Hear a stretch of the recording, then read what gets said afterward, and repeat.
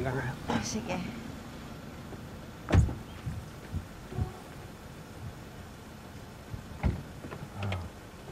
Dahan-dahan ha.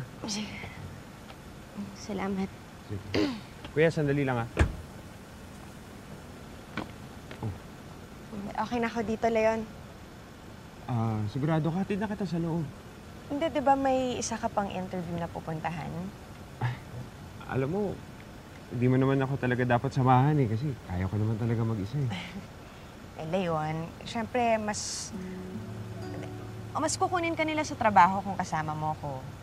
Ako yung kakilala nila, di ba? Syempre, mas magtitiwala sila kung may endorso ko. Yun na nga yung masakit eh. Kailangan mo pa akong samahan dahil sa nakaraan ko. Sobrang dami ng kasamahan ginawa ko. Ngayon, inaani ko na lahat ng mali ko. Pero nandyan ka, tumutulong.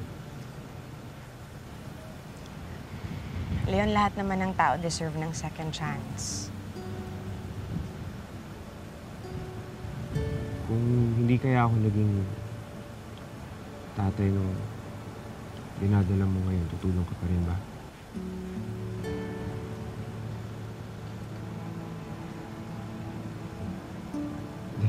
Huwag mo nang isipin yung sinabi ko, ha? Teka, hatid na lang kita sa loob.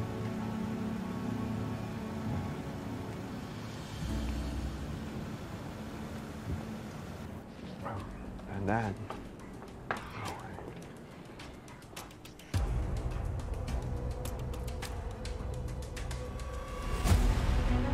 Christy, salamat ha. Ako na lang ako. Sige.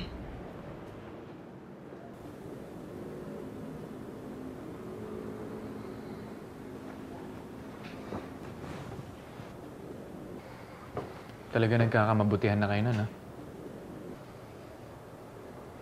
Gulat ka ba na nandito ako? Plano ako kasi talaga maghintay. Saan ka galing?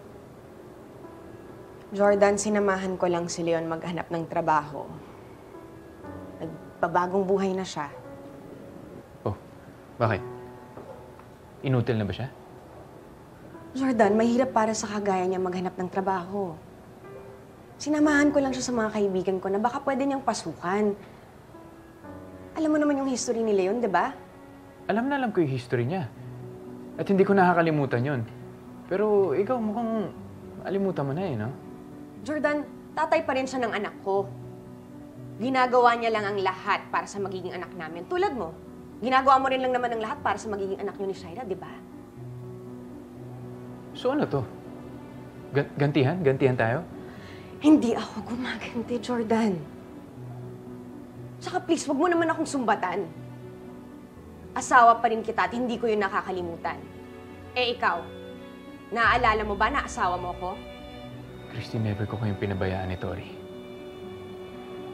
And I only chose to be with Shaira because of my son. And I chose to help Leon because of our son.